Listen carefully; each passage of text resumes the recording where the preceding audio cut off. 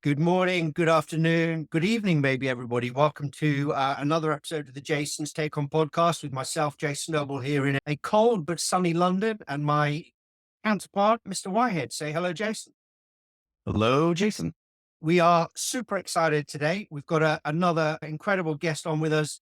We're going to talk about the big challenges in customer success today. There's been a lot of conversations on social media, at conferences about some of the problems we've got, what we need to do about changing and how to do it. And I'm so excited to welcome the one and only Dave Jackson back to us. Dave, hello. You've done an episode with us before. Welcome back. Super excited. I almost don't want to introduce you. I think it's fair to say that everyone in the world of customer success knows who you are. And most people have had the privilege of listening to one of your talks at the multiple conferences you've been at, reading one of your books. But I will do a little intro because I think it is relevant here. Your LinkedIn title, and I love this, CS Heretic, coach, author, and thinker with passion for customer-led growth in B2B SaaS. It covers it all, but I love that CS Heretic. And that's what we're talking about today. And I love you say you're on a mission to help make every B2B SaaS company truly customer focused, customer centric. And we've said before, there aren't many organizations that would say they're not about the customer. That's what they say, but there are many that challenge with what they're doing. You're the Yes. CEO and founder of the Customer Co. You were the founder and CEO a few years back, Click Tools, which kind of got you into this whole customer led growth side of thinking. You're also the author of a number of books. One that I have read, I absolutely love, Customer Led Growth. It's one of the best reads there is on customer success, customer growth. Thank you. I remember reading it. I was on a flight coming back from a customer visit in sunny Paris, and you couldn't put it down. It's one of those, it's not a fictional book, but it's one of those books that you just want to keep reading. Dave, welcome. Thank you. How are you? How has the start of 2024 been for you? First, thank you for that glowing and mainly accurate whole introduction. What I thought has been interesting, as I said, I spend my time these days doing a couple of things. One is thinking, and then the second is most of my work these days is in coaching B2B SaaS CEOs. So I've just started with a new CEO just after Christmas, January the 2nd.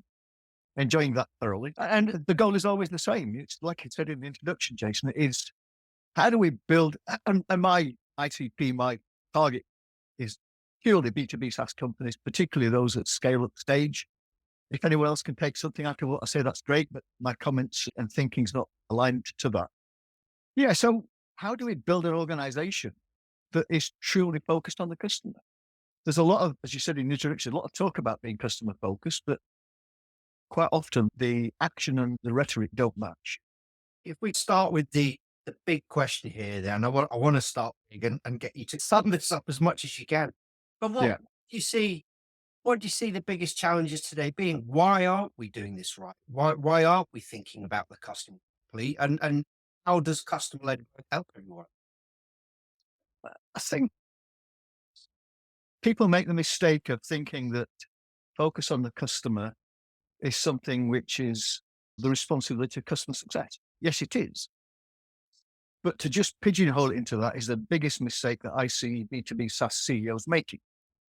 So to me, B2B SaaS companies that got a very simple purpose, and that is to build a product that turns measurable results for customers into profitable revenue for the company. So there's three main things in there. Product, because B2B SaaS companies are first and foremost product companies. Second, measurable results for customers, because that's why they buy our software. And the third is profitable revenue.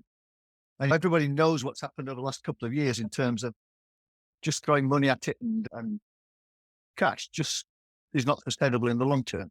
And people say we couldn't see that coming, but actually that's rubbish. You can, because everything in economics operates in cycles. Boom follows bust, follows boom, follows bust. It'll happen again. We'll go into a period of boom, and then something will go wrong, and we'll be back to square one.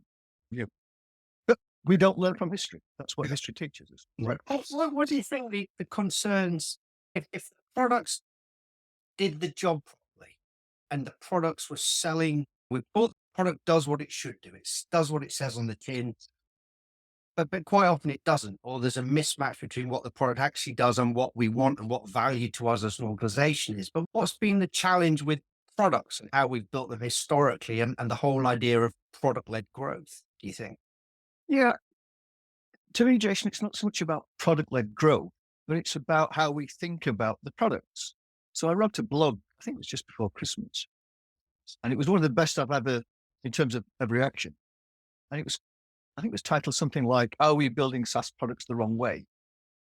So what Mhm. happens is we get all these requests from customers, and sales and CS in the organization and marketing will say, "We need this feature. We need this feature. Otherwise we can't compete." I think there's two things there. One is and I've headed up a few CS organizations as an intern in my time. I always ban CS or anybody else from going to product and saying, "We need this feature." You should never, ever go to product and say, "We need this feature." What you should do is you go to product and say, "These are the biggest and most common challenges and problems our customers face." Now, it might end up building a feature, but it's a difference, because I'm a great Apple fan and I love Yep. Steve Jobs, and he always said, customers don't know what they want because they don't know what the technology is capable of in some part. We shouldn't go asking customers what they want. What we should do is go and ask customers what are their aspirations, what are their challenges, what are their goals, and then work from there. And then the second point is we keep wanting to add all these features. If you go back to this purpose about what's a B2B SaaS company around, it's about product that delivers measurable results. What we should do, therefore, is build our products in a way which leads the key roles to their goals. I call this product-based achievement paths. So I actually think we Mhm. build products in the wrong way. Rather than adding features all the time, we should be saying, how do we take these different roles that we are serving from where they are now to where they want to be?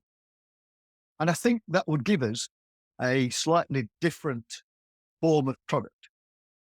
I did this, I sketched this out for a company I was working with back in 2015, and we called it the goal-oriented product. So what we sketched out was basically another menu item which said goals. And that menu item then would open up, we never implemented it, unfortunately, but it would open up and say, "Okay, where are you now? Where do you want to be? And this is how we take you there. This is the path to achieve that." And I think we've got to think much more about building products in that way. I like that. I think that's really powerful. You One of the things with a team that I'm working with now at a SaaS company, we talk about customers need two things to really expand and renew. One is they need to achieve value, and the other is they need to perceive value. And what are we going to do to make people actually perceive the value they're getting? And I find a lot of the customers we had, like when they first came with us, they were excited to be on this product. They were excited to work with us. They bought us because they thought we would make their jobs better, their lives better, their work better. And for every single one that's churned, at some point we've lost them. And half the time we don't even know where that is. I think you're on the right point there. Where are we losing them, and what do we do to stop that? Yeah. You said something both interesting and important there, Jason. They bought us, they were excited. They were excited Mhm. because what effectively we've done is we promised them that our product would help them achieve certain goals, Mhm. solve certain problems, grasp certain opportunities.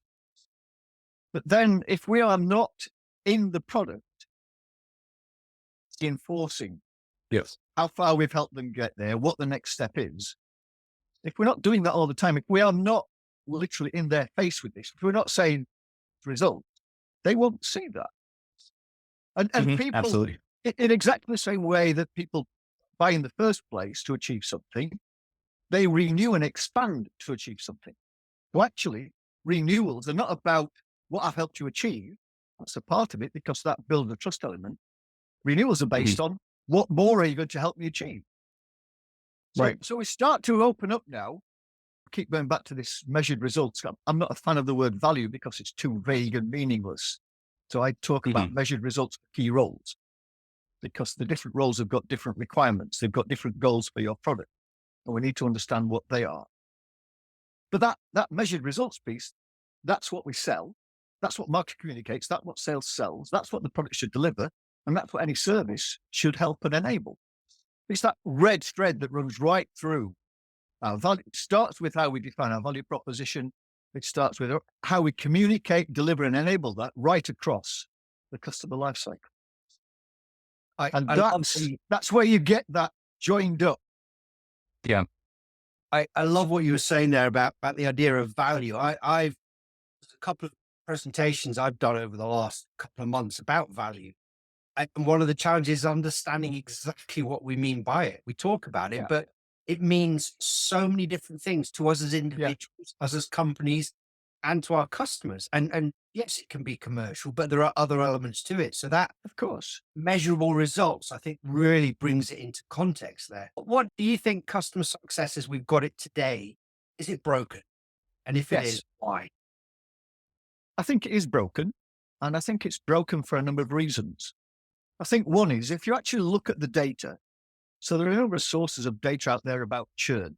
Profitwell by Paddle produce some, they produce a churn index.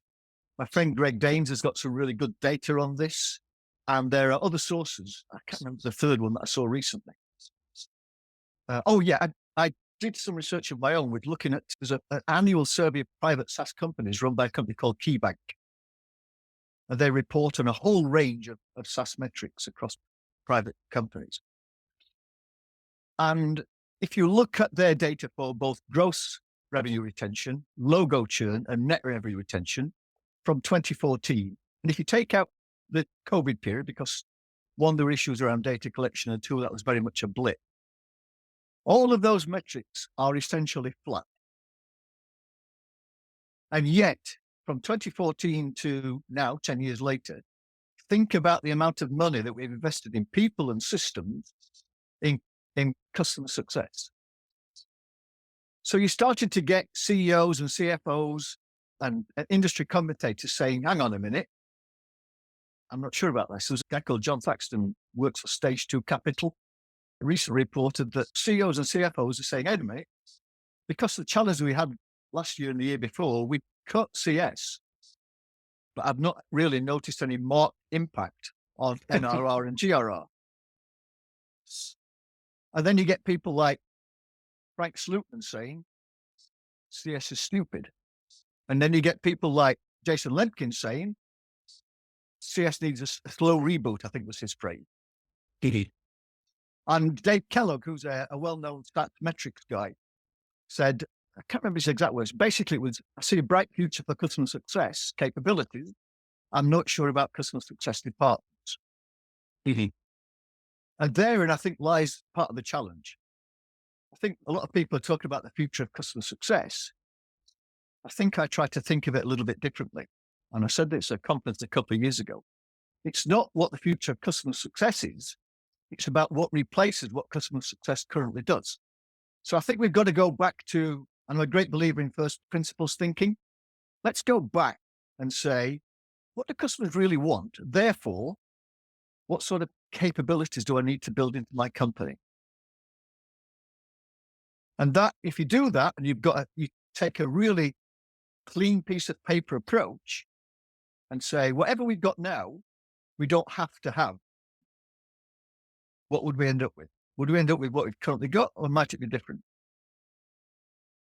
That's a really good question. And I like what you're saying about cutting out CX and seeing no difference on GR. And I know that's proof right there that as a CS team, you're not delivering value internally, which from the what have you done for me lately school thought doesn't add a whole lot of value for keeping you or the team around. And I'm curious, Jason and I, when we were at Pulse Europe last year and you're coming through, we went to a few of the sessions, we delivered our own. I came across away from kind of thinking, this seems like the same crap that we've been talking about for 5 years. Like there's nothing new. And it may be new to some people who are new to CS. So for them, it's probably the first time they've heard it. So it's valuable in that regard. But I almost feel like we're just stuck and spinning our in circles here. What new stuff needs to happen? Or whether there's the way that you advance this forward, do you think?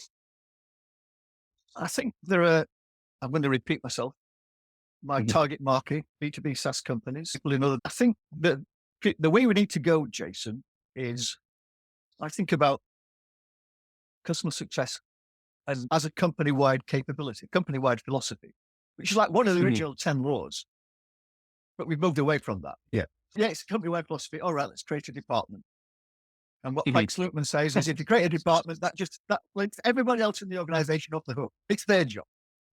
Yeah. So we've got to break that mold. And I think I see three key developments. One is, if you think of it from a capabilities perspective, it's distributed. It's not in one place. And again, B2B SaaS companies aren't complex. When you figure out what challenges you're trying to solve and how they measure that, that's what marketing communicates, that's what sales sells, that's what the product delivers. So you end up with this thing called value, customer success, measurables, when they put on it, actually embedded into every part of the go-to-market activity. It's every part of the mentality of every organization. So I think we'll see that. I think the second thing that's happening is it's much more commercial. At the conference in London a couple of weeks ago, I said, if we'd been sitting in this audience 2 to 3 years ago, and I said that, I would have had people who are widely respected in CS say, no, we're trusted advisors. We can't have a revenue responsibility. We can't get involved in this dirty stuff called commercial. It was all over the LinkedIn. Just if we could go back and look at LinkedIn 2 or 3 years ago, you would have had lots of CS people saying, not commercial. Bunkum. It is commercial. It always has been. But I think we need to move from just it being focused just on revenue. I think we need to think about what does it look like in terms of profitable revenue. Right. So I see that capability building.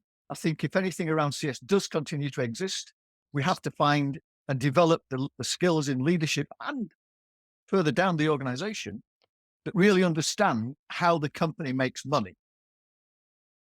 They understand unit economics in great detail. So to me, it's a move from just being revenue focused to commercially profitably focused. And I think the third trend that I see starting to happen, still a long way to go, is it's productized. It's built into the product. Mm-hmm. It's not something that we layer up. And I worry a little bit about everybody that talks about scale CS and digital CS. Because all we seem to be doing is taking what we currently do and automating it and then just adding these layers of crap on top of it. And there's the products. Digital crap. Yes. It's Faster crap. crap. But by the way, it's faster crap and it's cheaper crap. But let's just think about what we're doing. We're giving customers how many new interfaces, how many new ways of getting access to content, how many new ways of measuring results, how many new ways of interacting. No, look, if you're a B2B SaaS company, you are a product company. The product is the primary vehicle. So before you build any new digital CS, what we should be saying is, how do I build this into my product? And that way, I give my customers one place to go, one interface. It's all connected, related to what they're doing. So the product becomes not something that just does work, but it does work and provides expertise and guidance.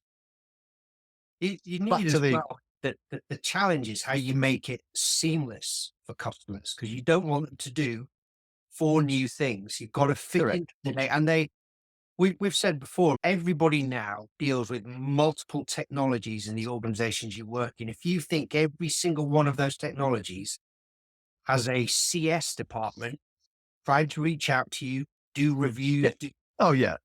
It's just not scalable. It's not. It's absolutely not scalable. We're talking here about B2B SaaS, but there are some brilliant examples in B2C where it works. Subscription services work. Netflix. It's just, I pay. No one ever talks to me about renewal or it's an ongoing subscription. It's a very different business model, but it works, keeps delivering value. I say value as opposed to results. Maybe I enjoy a Saturday night watching it, but it's very different. But SaaS just, we've never ever been there. And I think a lot is to do with the product experience as well. We have some huge learnings that we can get from B2C and just making something work and seamless. Yeah. We're not there. We're really not. No, we're not. B2B. We're not. Yeah. I love what you said, Dave. Sorry, what you were saying, Dave, about this. It almost feels like customer success. We've started it to get to a certain point. And if we hadn't started customer success, we probably wouldn't be having these discussions now. But it's got to the end of what it did to start with. And Yeah. how do we, like you say, this isn't the customer success it's never been about one team. No. But just the name of it, the clues in the name. Yeah. Yeah. There's a great little story about a guy who's on a hike and he's walking and he gets lost a little bit and he comes across a local and he says to this local, I need to get to this place here. How do I get there? And the local says, if you want to get there, I wouldn't start from where you are now. And I think that's the point we've reached in the journey. Always We need to- insightful, Dave. But it's I love great. it. But what a challenge, though. We're not at the right place. But how do we course correct now and get to where we want to be? And that's the challenge that people have got. And I think we're still going through. Like you said, there's a lot of people that only a couple of years ago, this idea between trusted advisor and commercial is it's madness. It's just that shit. That's what people were saying and thinking. And there are still some big figures out there and people that we all know and respect that there's still that mindset. And so there's still a lot to do. There really is still a lot to do. Yeah.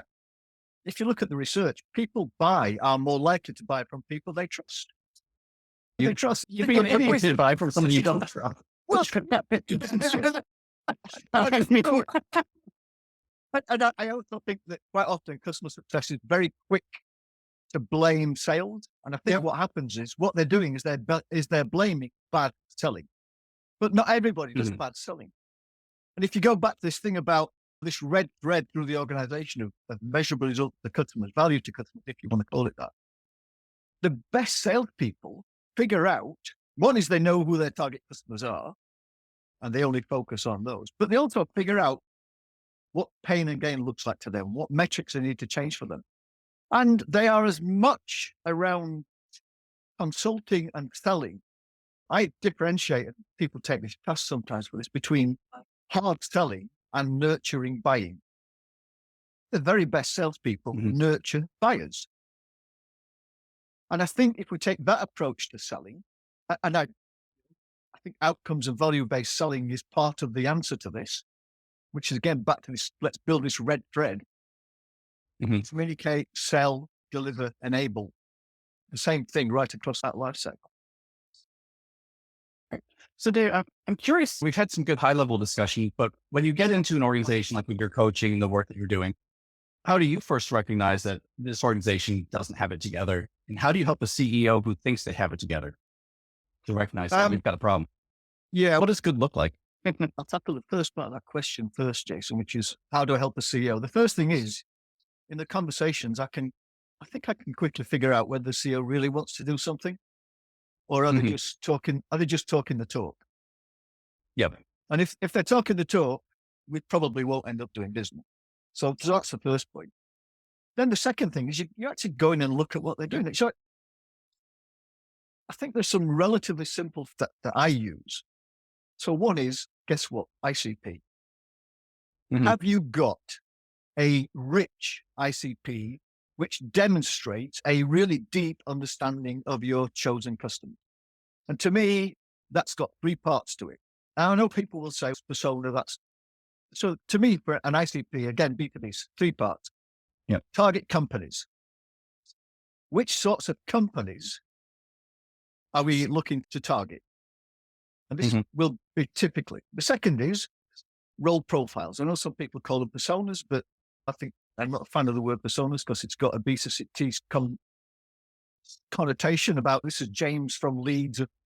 He likes walking at the weekend. It's okay. That might be great if you're selling something to an individual. It tells me nothing about the people that I might be selling to from a B2B context. So a role profile is a very deep. It's what's your job title? What are your challenges? How are you measured? Where do you look for help and advice? It's really deep.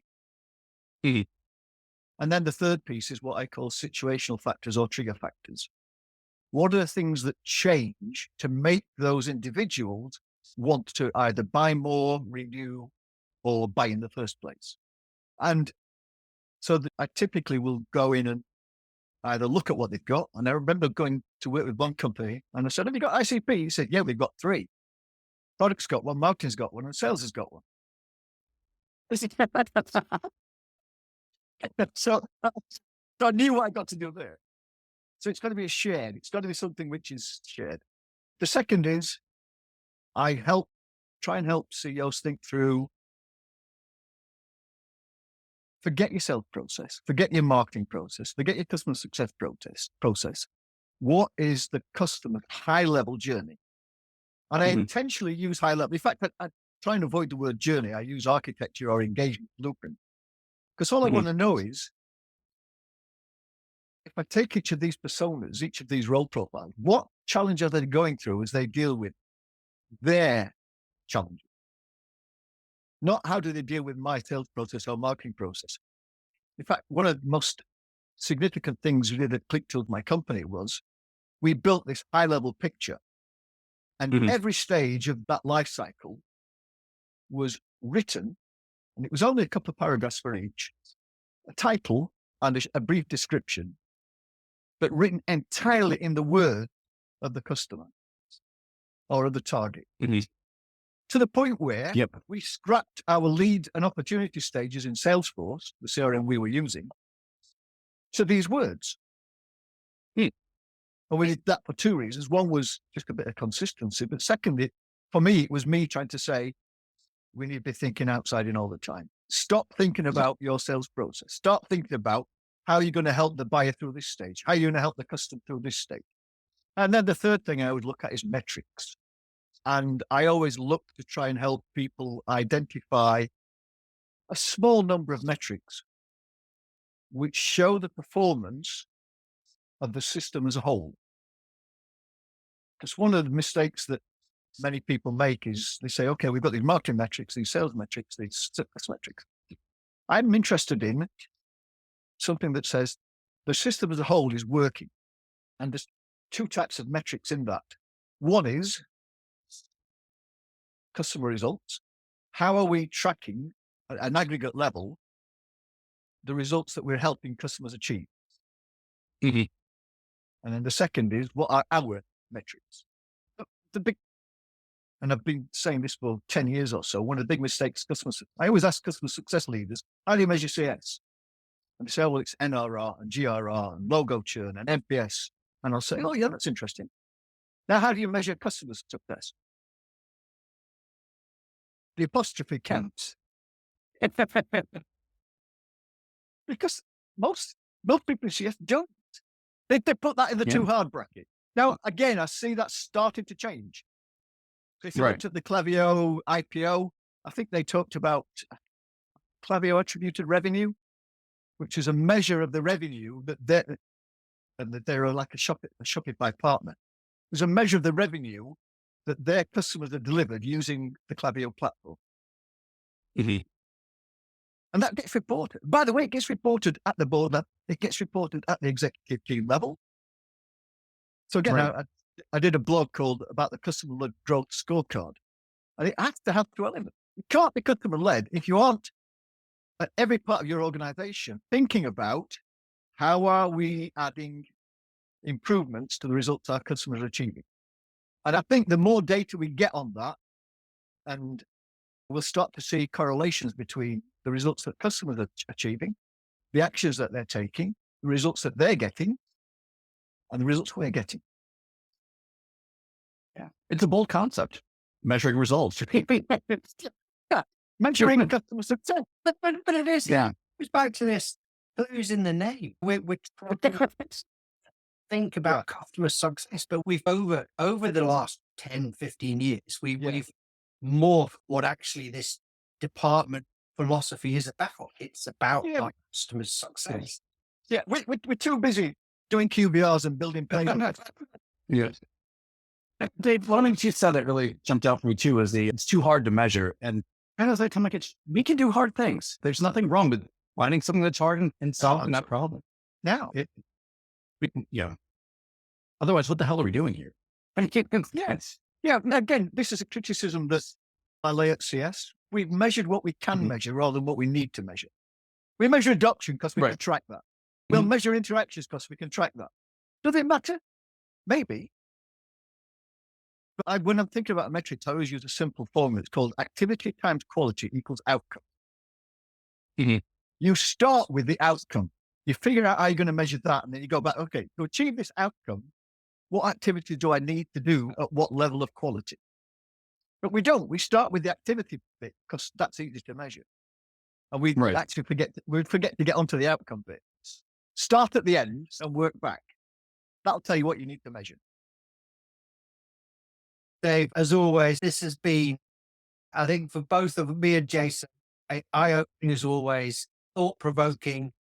There's a lot of big questions, I think, still there. It's so cool having you on. These are great discussions. What we always like to do is we like to give you a bold challenge question. There's one I had, but there's a million more. But I'm going to ask the original one. What's next for customer success? And is the future bright? And take customer success in any one of those interpretations that we spoke about: teams, leaders, what it actually is. I think the future of delivering success to customers is absolutely bright because it's the core purpose of why a B2B SaaS company exists. In the words of Dave Kellogg, I'm not sure about customer success departments. But I do think that if we think of customer success as being this red thread, I think I'm meeting a friend of mine, Brad Dallywell, for coffee later this week. And he wrote about the everything department. So I think we'll see the end of the everything department. I think we'll see the end of the everything role in terms of a CSM. But I do think we'll see new roles which are truly company-wide coming to be in place. So I think the future is what I said. It will be distributed, commercial, productized. Fantastic. Dave, before we go, we also like to invite you to give a shameless plug for any of your interests, activities, or business. So the floor is yours. I have the advantage of being in a position in life where I spend some time thinking. I write to think. So if you're interested in any things I think about, the book that Jason mentioned, Customer-Led Growth, which is subtitled A Guide to B2B SaaS CEOs. And then the second is I expand on some of those thinking at a blog, and that's www.customer-led-growth.com. Please, on LinkedIn, I love people who disagree with me because it makes me think. Yeah. Sometimes Absolutely. they're wrong. Sometimes I'm wrong. Fantastic. Dave, I love this. Without that disagreement, we wouldn't be having conversations like this. We know things need to change and get better. And it's through conversations like this that are provoking, controversial, but you've got to change. We've got to change. Yeah. If you think change is difficult, try irrelevance. Fantastic. All right. Thanks so much, Dave, for joining us. And thank you to everyone who's been tuning in, listening, and I hope you'll join us again for another episode of the Jason's Take On. Thank you. Dave.